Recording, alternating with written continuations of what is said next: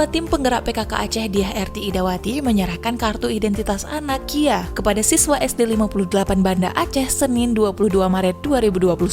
Prosesi penyerahan dilakukan secara simbolis kepada 7 siswa di halaman sekolah tersebut. Dalam kegiatan itu, Dyah didampingi Kepala Dinas Registrasi Kependudukan Aceh Syarbaini, Kepala SD 58 Mariani, serta sejumlah dewan guru dan anggota TP PKK Aceh. Kia disebut adalah bukti identitas resmi untuk anak di bawah 17 tahun yang berlaku selayaknya KTP, yang diterbitkan oleh Dinas Kependudukan dan Pencatatan Sipil Kabupaten maupun Kota dan akan secara otomatis diubah menjadi KTP ketika anak berusia 17 tahun. Kia memiliki sejumlah manfaat, seperti untuk melindungi pemenuhan hak anak, menjamin akses sarana umum, mencegah terjadinya perdagangan anak, serta menjadi bukti identifikasi diri ketika anak sewaktu-waktu mengalami peristiwa buruk. Selain menyerahkan Kia secara simbolis, Dyah pada kesempatan tersebut juga memberikan santunan berupa uang tunai kepada sejumlah siswa-siswi yang berstatus yatim maupun piatu.